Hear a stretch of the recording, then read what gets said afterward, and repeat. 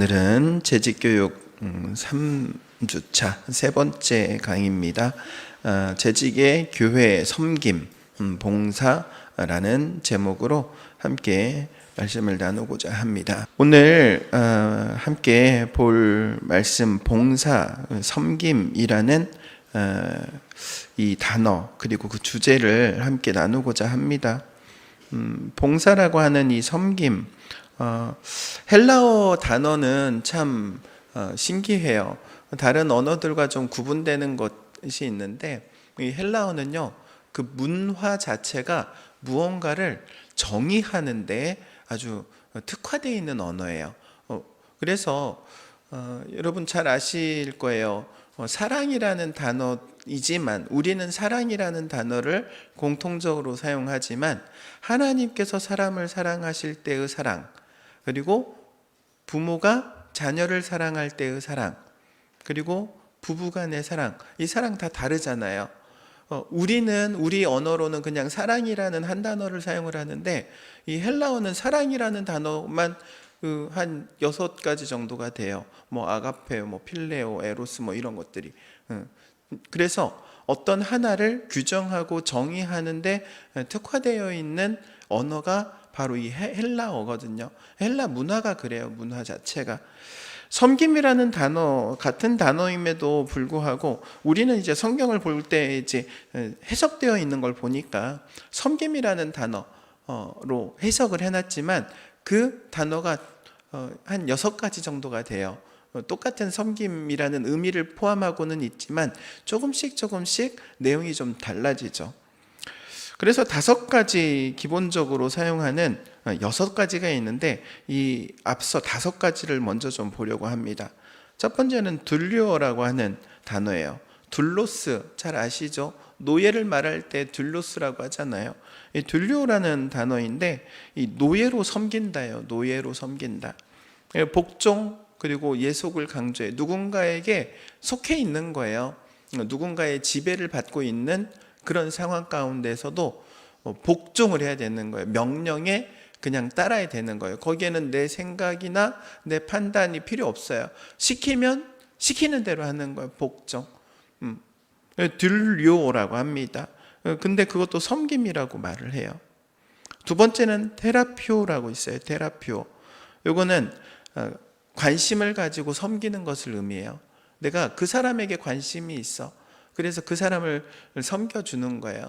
사람에 대한 관심 때문에. 그러니까는 지금 주체가 어디로 지금 바뀌었어요? 그 전에는 주인이라는 주체가 있었잖아요. 주인이 시키는 걸 했어. 그런데 이 테라피오는 지금 주체가 나에게 넘어온 거잖아요. 주체가 바뀌었고, 그리고 또 누구를 섬기는 거예요? 내가 관심 있는 사람. 이게 테라피오라고 해요. 세 번째는 라트리오가 있어요. 이것은 삭슬 위에 봉사한다라는 의미를 가지고 있어요. 그러니까는 봉사를 하는데 섬기는데 거기에 대한 비용을 받고 섬기는 거예요. 이 단어가 사용되어지는 현장이 보통 제사 드리는 현장이에요. 제사장들, 레위인들 섬길 때 섬기고 거기에서 삭슬 받잖아요. 본인에게 배정되어 있는 몫을 받잖아요. 제사장 같은 경우는 제물을 드렸을 때 제물의 넓적다리를 제사장 몫으로 받잖아요. 그러니까 제사장의 몫으로 받으면서 섬기는 거예요. 그리고 레이투르기아라는 단어가 있죠. 이거는 공무에 봉사하는 거예요. 공적인 업무. 그런데 우리가 생각하는 어떤 공무원을 말하는 건 아니고 당시에 여러분 생각해 보세요. 왕정시대잖아요. 왕정시대. 왕을 섬기는 일이 공무예요. 오늘날에 그냥 공무원 정도를 말하는 게 아니라 왕의 곁에서 왕에게 시중 들고 왕에게 봉사하는 사람들, 거기에 사용되는 거예요. 왕을 섬길 때 어떻게 섬깁니까? 경배하잖아요. 경배. 여기에서 나오는 단어가 워십이라는 단어가 여기에서 나와요. 섬기는 서비스, 워십. 여기에 같은 내용들이 다 포함이 되어 있죠. 그리고 5번째는요, 휘페레테오라고 그래요. 이거는 바다에 띄워놓는 배 있잖아요. 이 배의 노 혹은 키 자비를 의미합니다. 노예 키잡이는 누구가 말하는 대로 그 키를 움직여요? 선장이 말하는 대로 키를 움직이잖아요. 선장의 명령에 따라서 이거는 주인과의 관계성을 가지고 있는 거예요. 그래서 보통 봉사라는 단어를 사용을 할 때 이 5가지의 단어가 보통 사용이 돼요. 그래서 성경에 많이 기록되어 있는 섬긴다라는 말을 할 때 이 보통 5가지 단어들이 여기저기 혼재해 있습니다. 혼재해 있어. 그런데 우리가 교회 안에서의 섬김이라고 할 때는 조금 달라요. 2번, 교회의 섬김은 디아코니아라고 합니다. 디아코니아. 디아코니아라는 무엇인가 하면 이거는요, 원래 의미 3가지가 이런 의미가 있어요. 첫 번째는 식사 시중을 든다요. 식사하는데 옆에서 서빙을 봐주는 거예요. 식사하는데 불편함이 없도록 숟가락, 젓가락, 반찬도 챙겨주고, 물도 챙겨주고, 옆에서 식사 시중을 둔다. 그 말이 이 디아코니아라는 말입니다. 그리고 무엇을 돌본다 할 때도 이 말을 써요. 돌봐줄 때. 아파요. 아픈 사람을 옆에서 병간호해 준다. 이런 의미를 가지고 있는 게 디아코니아이기도 하죠. 그리고 도움을 베푼다라는 의미를 가지고 있어요. 도움을 베풀어. 도움이 필요한 사람에게 도와주는 거예요. 물질이 되었든 뭐가 되었든 그에게 필요한 것들을 내 힘으로 도와주는 겁니다. 도움을 베풀어주는. 그래서 이 디아코니아라는 이 단어가 가지고 있는 가장 큰 특징이 있는데 이거는요, 4번, 사랑의 봉사를 위해 자신의 자유를 기꺼이 내어놓는 행위예요. 그러니까는 다른 봉사라는 듀료라는 단어라든지 라트리오, 레이투르기아, 휘페레테오 이런 단어들은 관계가 있어요. 상대방과의 어떤 종속적인 관계라든지 어떤 그런 관계로 인해서 강요되고 이렇게 복종을 원하는 거에 대해서 따라가는 그런 섬김이라고 한다면 이 교회에서 말하는 섬김 디아코니아는요 전혀 달라요. 내 자유 의지를 가지고 섬기는 것을 말해요.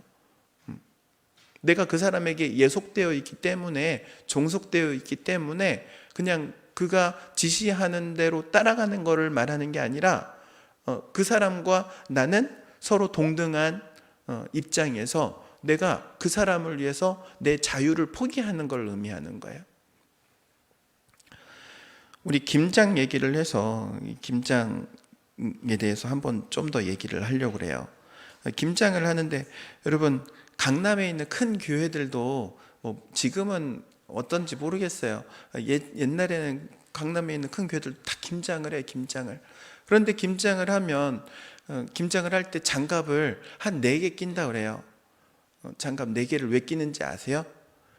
손톱에 달아놓은 게 떨어질까 봐 하나 끼고 2개 끼고 3개 끼고 마지막에 고무장갑 4개 끼고 그렇게 껴야 이 손톱을 잘 이렇게 보관할 수 있으니까 손톱에다가 공을 들여놓아서 김장을 하려면 그렇게 장갑을 많이 껴서 한다 그래요. 그런데 그분들이 사회적인 위치가 있어. 그리고 회장님 사모님들도 있고 사장님 사모님들도 있겠죠. 그런데 그들이 교회 김장한다고 나와가지고 그렇게 하는 거예요. 장갑 4개씩 껴고 하는 거예요. 사람 부려가지고 할 수 있겠죠. 그런데 그렇지 않아요. 그냥 본인들이 와가지고 그렇게 섬겨요. 그게 섬김인 거예요. 내가 자원함으로 섬기는 거예요. 내가 물론 섬김을 받는 위치잖아요. 사회적으로 나가면 섬김 받는 위치잖아요. 어디서 누구한테 꿀릴 일도 없는 그런 신분적으로 상당히 높은 사람들인데 그럼에도 불구하고 교회 안에서 그렇게 장갑 4개씩 끼고 섬기는데 즐거워해요. 그 즐거워하는 이유가 어디에 있을까요? 거기에 보람을 느끼기 때문에 그렇죠. 섬김의 보람. 그런데 그 사람들이 세상에 나가서 하라고 하면 그거 하겠습니까? 장갑 4개 끼면서 하겠어요? 그렇지 않아요. 교회 안에서만 통용이 되는 거예요. 교회 안에서이기 때문에 그렇게 섬기는 거예요. 왜 그렇습니까? 은혜를 받은 자가 그 은혜에 감사해서 섬기기 때문에 그런 거예요. 교회는 그래서 교회의 섬김은 이래야 되는 거예요. 내가 하나님께로부터 받은 은혜가 너무나도 커서 장갑 4개씩 끼고 하는 거예요. 장갑 4개를 껴서라도 내가 섬기는 자리에 가는 거예요. 세상에서는 그렇게 안 하죠. 세상 일에 대해서는 오히려 지시하고 시키는 입장일 거예요.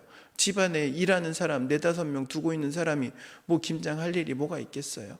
지시만 하면 다 끝나는데. 근데도 불구하고 교회에서는 그렇게 하는 거예요. 교회에서는. 그게 바로 디아코니아라는 의미인 거예요. 내가 가지고 있는 그 자유, 권리, 이거를 기꺼이 희생시킬 수 있는. 그래서 교회의 섬김은요, 위대한 겁니다. 내가 사랑의 봉사를 위해서, 내가 주님께로 받은 은혜가 너무나도 크고 감사하기 때문에 내가 정말 극히 일부지만 그렇게 내가 가지고 있는 것을 내놓는 거예요. 그게 바로 디아코니아, 섬김입니다. 섬김의 영역은 3부분으로 나누어서 볼 수 있습니다. 3가지 뭐죠? 시간으로 섬기고, 몸으로 섬기고, 물질로 섬기죠. 시간으로 섬기고, 몸으로 섬기고, 물질로 섬기는 게 이제 내가 할 수 있는 것으로 섬기는 거예요. 여러분, 섬기는 거는 억지로 되는 건 아닙니다. 자원해서 섬겨야 해요. 그런데 섬길 때 없는 것으로 섬기려고 하지 마세요. 시간이 없어요, 목사님. 시간 없는데 시간 내지 마세요. 있는 걸로 섬기세요. 있는 걸로. 여러분이 가지고 있는 걸로. 물질이 있으면 물질로 섬기시는 거예요. 몸으로 섬기시는 거고, 시간이 있으면 시간으로 섬기는 거고. 물론 그 가운데 여러분의 자기 희생이 있으면 더 아름다운 섬김이 되겠죠. 그러나 하고자 하는 말은 이건 거예요. 억지로 하는 건 아니에요. 억지로 하는 섬김은 디아코니아가 아니에요. 억지로 하는 거는 오히려 저쪽에 있는 듀리오 같은, 복종과 같은, 노예로 복종하는 것과 같은 그런 봉사지, 교회에서 디아코니아로서의 섬김과는 너무나도 동떨어진. 여러분 기억하시기 바랍니다. 그래서 나는 내가 섬길 때에 내가 가지고 있는 것을 찾아야 되는 거예요. 내가 뭘 가지고 있는가? 내가 교회를 섬기는데 내가 가지고 있는 게 무엇인지를 발견해야 돼요. 은사일 수도 있어. 재능일 수도 있어. 시간일 수도 있고. 어떤 사람은 말을 너무 잘해. 그래서 말을 너무 이쁘게 잘해가지고 옆에 있는 사람들을 막 권면해가지고 사람을 세워. 그럼 그렇게 섬기는 거예요. 그게 섬기는 거예요. 여러분이 가지고 있는 거 가지고 잘하는 거 가지고 섬기는 거예요. 물론 말끝마다 시험 들게 하는 사람들은 입을 다물고 있는 게 섬기는 거예요. 여러분 가지고 있는 거 가지고 섬기세요. 없는 거 가지고 목사님 전 이게 없어요, 저게 없어요, 그런 말 하지 마시고 내게 하나님께서 주신 걸 가지고 그걸로 섬기는 거예요. 은사를 가지고 재능을 가지고 섬길 수 있는 여러분 되시기를 바랍니다. 섬김의 의미와 중요성. 섬김은요 유익하죠. 어디에 유익합니까? 나 자신에게 유익해요. 첫 번째, 나 스스로에게 유익해요. 왜냐하면 복과 행복을 가져다 주기 때문에 그렇습니다. 세상 사람들은 섬김을 받을 때에 기분이 좋아요. 그렇잖아요. 여러분, 우리도 식당 가가지고 서빙들이 이렇게 서비스를 잘해주면 기분 좋잖아요. 그렇죠? 그런데 우리는요 반대로 섬길 때 기분이 좋은 거예요. 주일날 교회에서 음식을 맛있게 준비해가지고 성도들이 맛있게 먹는 모습만 봐도 기분이 좋은 거예요. 그렇지 않습니까? 김장을 해가지고 나눠줘. 어려운 이웃들에게 나눠줘. 보람을 느끼는 거예요. 내가 개인적으로 보면은 힘들잖아요. 우리 김장하시고 몸살 걸리신 분들도 계시지만 그럼에도 불구하고 기분은 좋은 거예요. 행복한 거예요. 행복한 거예요. 만족함을 누리는 거예요. 내 손에 있는 걸 털어주는데도 불구하고 오히려 만족하게 되는 거예요. 그리고 두 번째는 성도들에게 유익합니다. 공동체에 유익하죠. 교회를 세우기 때문에 그래요. 선한 일들을 통해서 교회가 좋은 소문이 나야 합니다. 그리고 그 좋은 소문을 나게 하는 것 중에 하나가 바로 이 디아코니아예요. 섬기는 거예요. 섬기는 거. 저 교회는 지들끼리만 알고 지들끼리만 뭉쳐, 이런 얘기 들으면 교회는 오래 못 갑니다. 근데 야, 우리 지역에서 이 교회는 필요해. 교회가 그래도 어려운 사람들도 돌봐주고 우리 사회에서도 안 하는 거 교회에서 한다. 그런 얘기 들어야 되는 거예요. 근데 그게 디아코니아예요. 그렇게 선한 일을 할 때 교회의 영향력이 점점점 확장되어져 가는 거죠. IMF 때 서울에 있는 한 교회는 그런 일을 했어요. 한쪽에 아름다운 가게처럼 이렇게 자리를 마련을 해가지고 거기에다가 쌀이며 뭐 라면이며 이런 것들을 쌓아놨어. 그리고 필요하신 분들은 가져가세요. 성도들은 또 거기에 또 이렇게 쌀도 갖다 놓고 라면도 갖다 놓고 그러면은 이제 그때 IMF 때 많이 힘들었잖아요. 정말 많이 힘들었잖아요. 그럼 필요한 사람들은 하나씩 가져가고 또 어느 정도 회복된 사람들은 또 그 자리에 채우기도 하고 그랬단 말이에요. 그러면서 교회가 칭찬을 많이 받았어요. 그렇게 되니까는 교회가 지역사회에 칭찬받으니까는 교회가 부흥될 수밖에 없죠. 잘 될 수밖에 없는 거죠. 교회에 유익한 거예요. 그리고 세 번째로 이웃에게 유익하죠. 섬기는 것 자체만으로 이웃에게 유익을 주는 거잖아요. 뿐만 아니라 그 이웃에게 하나님의 나라가 확장되어져 갈 수 있도록 하잖아요.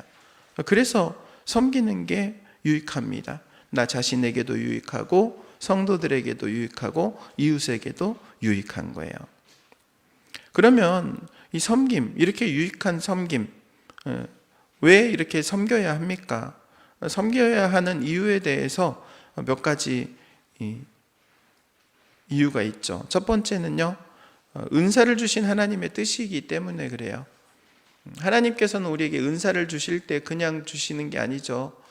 나 좋으라고 주시는 게 아니에요. 그거 사용하라고 주시는 거예요. 은사를 활용하라고. 돈 버는 것도 은사입니다. 여러분에게 돈 버는 은사가 넘쳐나기를 주의 이름으로 축원드립니다. 아멘. 한 사람만 26년도에 재산이 쌓일지어다. 모르는 사람들은 넘어가 그냥. 두 번째로 하나님께서 열매를 기대하시기 때문에 그래요. 우리의 삶의 열매를 바라시는 거예요. 우리의 삶에 어떤 열매를 맺을 것인가? 성령의 열매를 맺게 되죠. 성령의 열매는요, 섬길 때 맺어지는 거예요. 가만히 있을 때 맺어지는 거 아닙니다. 하나님께서 나에게 악기를 다루는 은사를 주셨어. 악기를 다룰 때 열매가 맺어지는 거예요. 나에게 베푸는 은사를 주셨어. 베풀 때 열매를 맺는 거예요. 여러분, 은사는요, 사용되어질 때 열매를 맺게 되죠. 그런데 하나님께서는 그 열매를 기대하시는 거예요. 우리가 맺게 될 열매. 성령의 열매를 기대하시기 때문에 섬겨야 되는 겁니다. 섬길 때 열매를 맺는 거예요. 그리고 세 번째로는 봉사할 대상이 있기 때문이에요. 우리 주변에 섬김을 받아야 할 사람들이 끝도 없죠. 끝도 없죠. 물론 다 섬길 수는 없어요. 하지만 할 수 있는 만큼 하는 겁니다. 우리가 할 수 있는, 감당할 수 있는 만큼 우리의 여력대로 섬겨요. 봉사할 대상이 없다면 안 해도 되겠죠. 그런데 주님께서 오시는 그날까지 봉사할 대상이 없지는 않을 거예요. 우리의 주변에는 계속해서 힘든 사람들, 어려운 사람들이 계속해서 발생하기 때문에 그렇죠. 그리고 네 번째로는 하나님의 마음에 합할 수 있는 기회이기 때문에 그래요. 섬기면 그 섬기는 사람을 하나님께서 기뻐하시죠. 그 사람의 마음을 기쁘게 받으시죠. 뿐만 아니라 하나님께서는요, 그렇게 섬기는 사람에게 은혜도 주시는 거예요. 복도 주시는 거고. 사도행전 9장에 나오는 사건 중에 하나가 이 다비다라는 여인이 선한 일을 많이 하고 구제를 힘썼죠. 그런데 갑자기 죽게 되잖아요. 그러니까는 그 여인을 위해서 많은 교회 공동체원들이 기도하잖아요. 울잖아요. 그리고 베드로를 모셔오잖아요. 베드로를 모셔와가지고 그 여인에 대한 스토리를 얘기해 주잖아요. 어떻게 섬겼는지. 그러면서 그의 옷을 보여주었다 해요. 그 단벌옷을 우리말로 따지면은 이런 거겠죠. 기워 입고 기워 입고 기워 입은 그런 옷. 본인은 그렇게 살면서도 정말 구제하는데 힘쓰고 애쓰고 선한 일을 하는데 헌신했던 여인의 그 행위를 얘기를 해주잖아요. 베드로가 그 이야기를 다 듣고 어떡합니까? 죽은 다비다를 이렇게 세웁니다. 살리죠. 놀라운 이야기 아닙니까? 죽은 사람을 살릴 수 있었던 베드로가 그렇게 다비다를 살릴 수 있었던 이유가 어디 있겠어요? 베드로에게 능력이 있어서이겠습니까? 그렇지 않아요. 이 사람이 살아있는 게 유익하다라는 마음의 감동을 받았어. 하나님께서 그를 통해서 또 일하시고 증거하시기 위해서도 일을 하시겠죠. 그래서 다비다야 일어나라 그래가지고 죽었던 그 다비다를 다시 살리잖아요. 여러분, 우리가 선한 일을 해야 되는 이유 중에 하나가 그게 있어요. 제가 우리 병원 신방 가면은 시편 41편 말씀을 가지고 기도를 보통 많이 해요. 다른 말씀들도 있기는 하지만 저는 이제 시편 41편 말씀을 좋아해요. 그런데 그 말씀 가운데 그 내용이 그런 내용이에요. 이 사람이 하나님 앞에 선하게 살았고 섬겼고 그것을 기억해 주셔서 하나님의 은혜로 치료해 주십시오 라는 말씀이에요.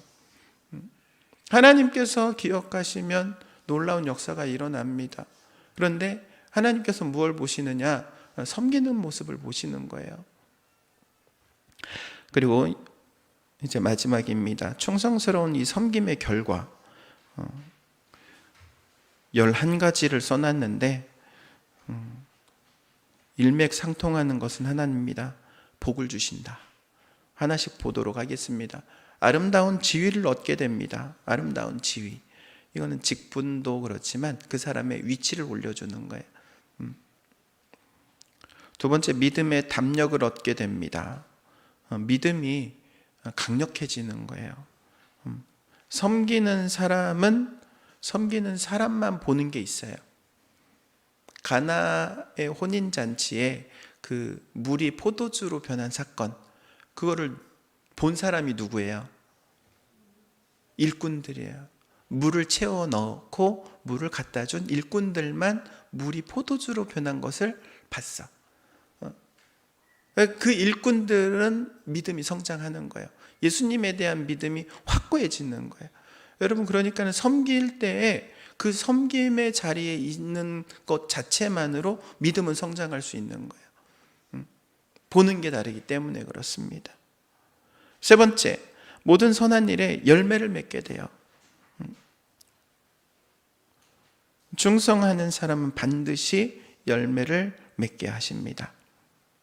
그리고 네 번째로 착하고 충성된 종이란 칭찬을 듣게 됩니다. 오타가 있는데 종입니다. 스님 아닙니다. 착하고 충성된 종이라는 칭찬을 받는 것, 이거보다 큰 건 없어요. 저는 그래서 기도할 때 항상 이렇게 기도합니다. 하나님 앞에 설 때 착하다, 충성되었다, 칭찬받는. 여러분, 이거 아니면은 나머지는 다 필요 없어요. 그 외에 나머지는 다 저 어두운 데 가가지고 슬피 울며 일을 가는 거예요. 착하고 충성된 종만 주님 앞에 칭찬받는 자리에 세움을 입는 거예요. 그리고 다섯 번째, 주인으로부터 신임을 얻게 됩니다. 신뢰를 얻게 되죠. 신임을 얻게 되면요, 더 큰 거를 맡겨주시는 거예요. 1달란트, 2달란트, 5달란트 맡겼잖아요. 충성하니까 어떻게 됩니까? 더 주잖아요. 더 맡기잖아요. 신임을 얻게 되는 거예요. 그래서 저는 일할 때 분명한 일하는 가치관이 있어요. 잘하는 사람한테 몰아주기야. 잘하는 사람한테는 일을 더 줘요. 못하는 사람, 안 하는 사람 거는 뺏어라도 더 줘도 된다고 저는 생각해요. 왜? 주님께서 그렇게 하셨고 주님의 가르침이 그렇기 때문에. 그러니까는 여러분, 아니 나는 목사님 왜 이렇게 일을 많이 줘요? 불평하지 마세요. 제가 이뻐서 주는 거니까. 그리고 여섯 번째, 영원한 상급을 얻게 됩니다. 이 영원한 상급이에요. 이 땅에서 잠깐 누리는 물질적인 복이 아닙니다. 하나님 나라에서 영원히 빛나는 상급을 얻게 되는 거예요.